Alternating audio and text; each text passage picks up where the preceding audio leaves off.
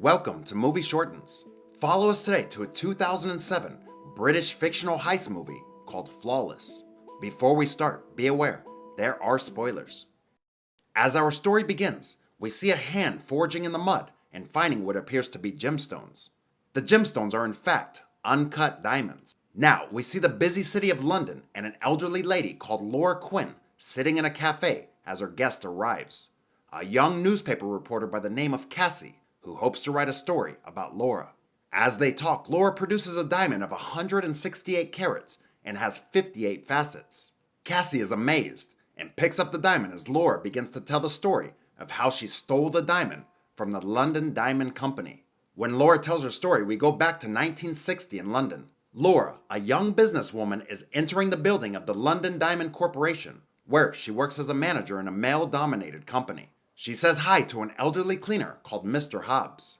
We see a man named Mr. Eaton being followed by two men with small trolleys. Eaton opens a large vault where they load the trolleys with diamonds and take them to the desks where they are examined for flaws. Outside, the owner of the company, known as MKA, and his son Ollie arrive at the building amidst a group of protesters. As they enter the office, the directors and staff are waiting to discuss the latest news of 100 diamond workers being killed at the mine site in Africa. Laura tells MKA that the Russians will most likely sever ties with the company because of the bad press. MKA announces the new managing director as Peter Bolin. Laura is not chosen because the company will not break tradition by making a woman managing director. Later, we see Mr. Hobbs, the cleaner, enter Laura's office. He tells her that he believes people should be bold and take what they desire.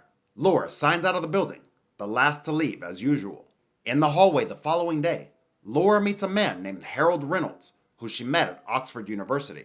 He gives Laura a business card and suggests she might like to work for Allied Banking, the company he works for. The next morning, she finds her inspirational note and a negative response written below. She also finds a cinema ticket with the session time written on the back. Curiosity gets the better of her, and in her lunch break, she goes to the cinema. As Laura enters the cinema, Mr. Hobbs is there and suggests they sit together. She is losing patience, but he tells her that he overheard a conversation between the directors saying that her job will be terminated shortly. He offers her a plan, stealing enough diamonds to make them rich, but not enough to be noticed. She's not sure whether to believe him or not, and warns Hobbs that he'll never get away with it. Later, at work, Laura finds a letter of her employment termination. She then decides to make an appointment to see Harry Reynolds. As Laura sits in a restaurant with Harry, he tells her that his company cannot offer her a job because she is incompetent. It seems that her company has spread some pretty bad rumors about her. That night, she falls asleep on the sofa and has a dream about the security men at work, catching her trying to steal diamonds from the company. The next evening, she goes to the dog races to find Hobbs. She asks him how he can rob the company. Hobbs tells her he has a plan. In Hobbs' apartment, he explains his plan. Because the vault codes are changed weekly, he will need Laura to find the codes, which are somewhere in MKA's study at his house. Hobbs tells Laura when she is attending a function at MKA's house to entertain the Russians, she will have to find the vault codes. He tells her that he can carry enough diamonds in his drink thermos to see both of them comfortably retired. On the night of the function, Laura talks with MKA's second-in-command, Mr. Jameson. He tells Laura how Sir Sinclair, the company's insurance director, was once implicated in a health insurance scandal, but wasn't prosecuted. MKA introduces Dmitriev, the head of the Russian Diamond Authority. Dmitriev asks Laura for a dance. Later, Laura walks upstairs and goes to MKA's study to look for the codes. Laura hears footsteps and quickly hides as MKA enters and opens a small safe. She watches him and makes a mental note of the safe code. Once he's left, she opens the safe and finds the codes for the vault. The next day, Laura sees a man installing a security camera in the hallway. Later, she meets Hobbs and tells him that there are 8 CCTV cameras being installed. She tells him the cameras alternate on and off for 60 seconds at a time. He assures her that's enough time for him to get in and out of the vault. Next, Hobbs mops the floor in the security room and times the cameras. In the cleaner's room, he looks at his stopwatch, then makes his move. Looking at his stopwatch, he rushes to the vault and puts in the code. Meanwhile, Laura calls the security rooms as a distraction to give Hobbs a little more time. Again, he watches his stopwatch, then opens the vault and hurries quickly down the corridor and out of the view of the camera. Later, we see Hobbs leaving work to go home. The next morning, Laura watches Hobbs leave work, but the sign on the clerk calls Hobbs back inside. Hobbs is required to unblock a toilet before leaving. Hobbs is at home emptying his tea thermos into the sink, but there are no diamonds. The next day, the diamond sorters have all gone home. Laura goes down to the lobby and finds Jameson in a panic. Laura is in the ladies' toilet when Mr. Eden calls her and takes her to the vault. As she enters, she can't believe her eyes.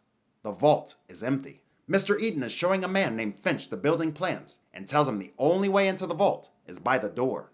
Now, MKA is telling all of the management staff that there will be no police investigation because the publicity would ruin the company. Sinclair introduces Finch as the chief insurance investigator.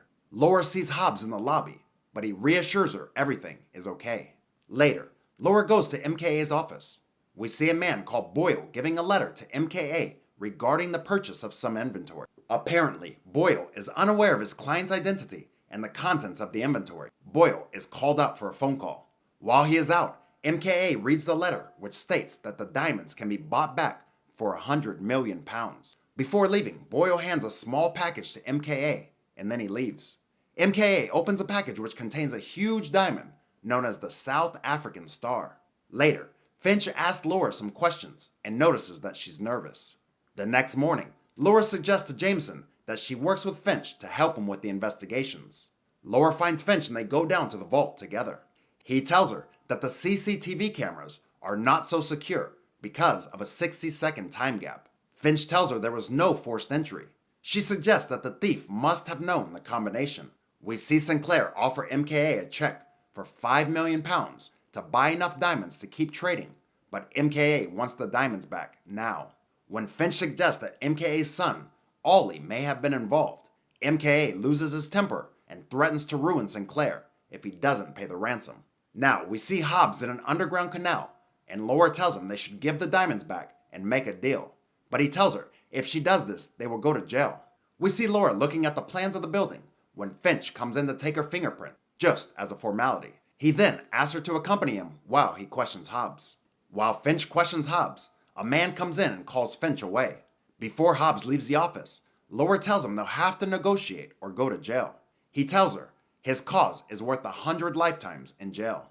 We see Finch looking at Laura's prints and comparing them with some from MKA's home. Now, Laura is opening Hobbs' locker to look for a clue to the diamonds. Later, Laura joins Finch for a drink in a nearby bar. At the London Diamond Building, the press arrive after Sinclair has tipped them off. Sinclair's chairman, Sir Gottfried, tries to hold back the press. MKA comes down the stairs, then suffers a heart attack and falls to the floor. Back in the bar, Finch asks Laura how she managed to remove all the diamonds, but she assures him she is not that smart.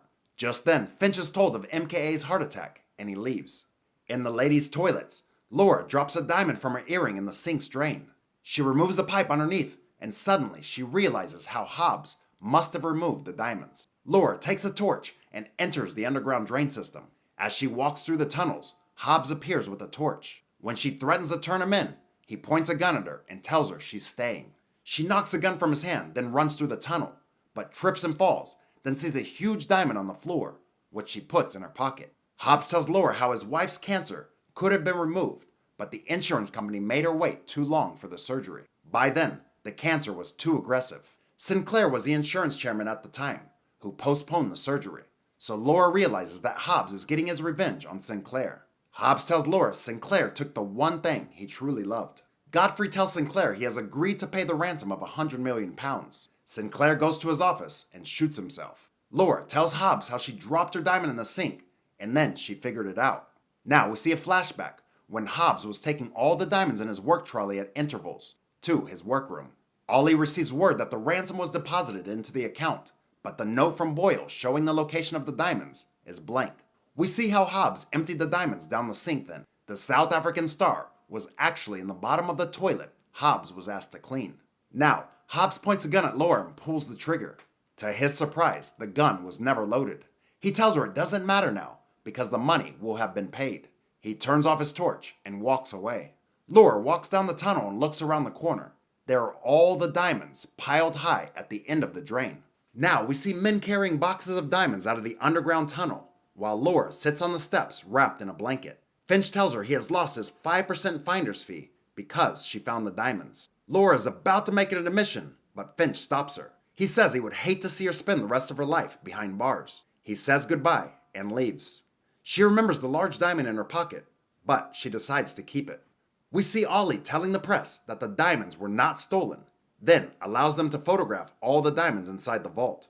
Dmitriev is seen signing a contract to secure his relationship with the company once again. Back to present day, and Laura's again talking with Cassie, telling her that she left the company a month later, how she received a letter from the Swiss bank informing her of a deposit made to an account in her name of £100 million. Laura hands Cassie a manuscript of her story to be published, hoping it will inspire other women. At the end, we see how Laura donated all the money to worthy charities around the world. We see a photo of Laura with her husband and daughter. Cassie reads the final words of the manuscript. It's a remarkable world out there. Will you be a giver or a taker? She walks outside to look for Laura, but she's already gone. Like and subscribe to watch more videos like this. And don't forget to turn on your notifications. That really helps my channel. Thanks for watching.